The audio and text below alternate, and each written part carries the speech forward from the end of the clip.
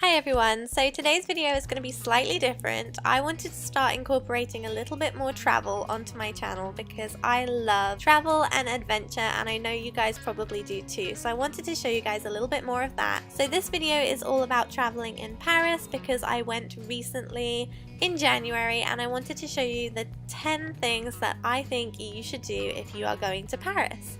So let's get into it.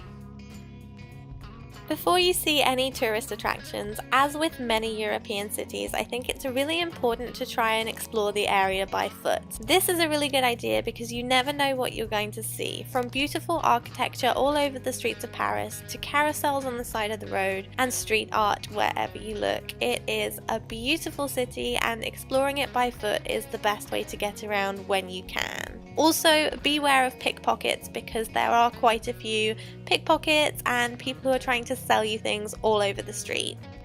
The first thing I recommend you see if you're in Paris is the Palace of Versailles, and this is 10 miles out of the center of Paris, so it does take a little while to get to, but it's so worth it. You should plan your journey in advance and go in the morning. That way you have a whole day to look around if you want to, because this place is huge and it's really grand. Everything in this place is gilded in gold and it is so beautiful and elegant. You'll never see another place like this in your entire life. And it is most well known for its Hall of Mirrors, which you might have seen in loads of TV shows or movies, but I definitely recommend you go here because it is incredible.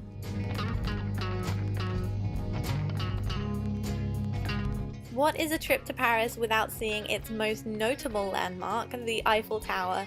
It's absolutely huge and really beautiful when you see it in person.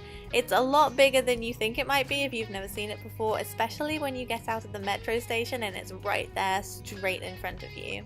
I would recommend the best time to go is kind of early evening when the sun is setting so that you can get up to the top. You can either see the sunset or you can see it at night when all of the twinkly lights of Paris are beneath you. I think that is the best time to go. It is beautiful and that way you get the best of both worlds. Also, a lot of times in Paris they give discounts to people under 26, so make sure you bring your ID with you.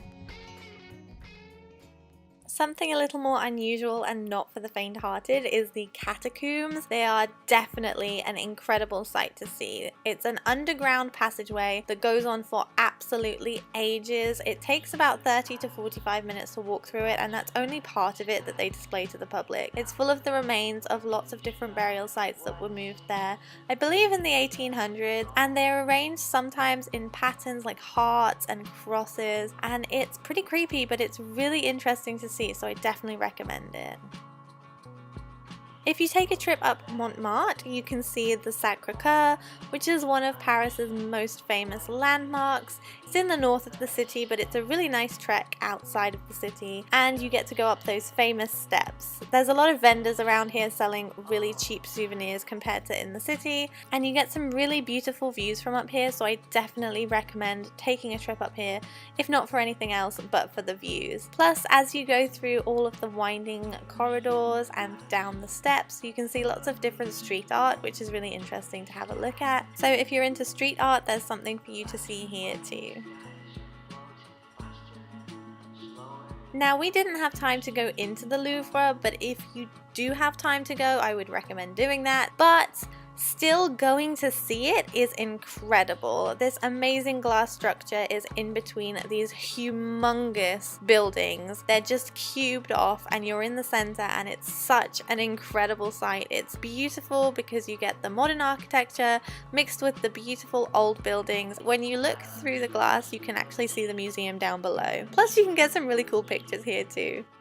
Another one of Paris's most notable tourist destinations is Notre Dame Cathedral. I recommend you go in here because it's free to get in. You can leave a donation, but it looks amazing on the inside. The ceilings are so high and it's got really gorgeous stained glass windows, so it's definitely worth taking a look. It doesn't take much time, but you can also take a stroll around the nearby areas. You can check out the parks and the river. I think this is one of Paris's prettiest areas. And we can't forget the Arc de Triomphe. This is beautiful to look at from any angle, but I recommend you take the underpass. You can't cross the road here because it's that famous roundabout that you might have seen everywhere, but it's too dangerous. So if you take the underpass, you can go and take a look at it up close. You can even go to the top to the viewing deck. It costs some money to do that, but I bet the views are amazing. We didn't have enough time.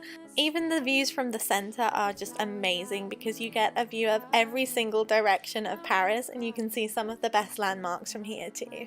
Something I think you have to try in Paris is macaroons, because that is traditional Parisian food, and you can go to Louderie, which is the most notable place to get macaroons, but I found some of the best macaroons on street corners and in little cafes, and they cost around €1.50 to €2 each.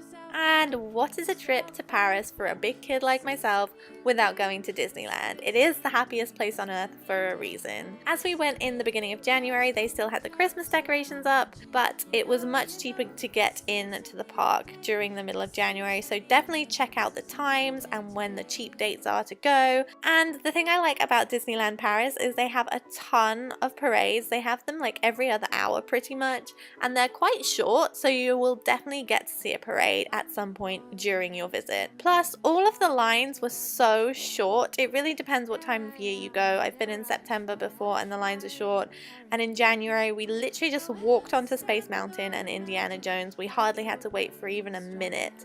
Going in the off season can be difficult with the weather, but you definitely get the advantage of the wait times being much shorter. It's a great day out, and it's pretty cheap, like I said, if you go in the off season, and if you're a student and you have a student card, you can get a discount here too. Fingers tapping your toes, you are humming a tune. You know, this is a new day. This is a new day. This is a new day today. Change.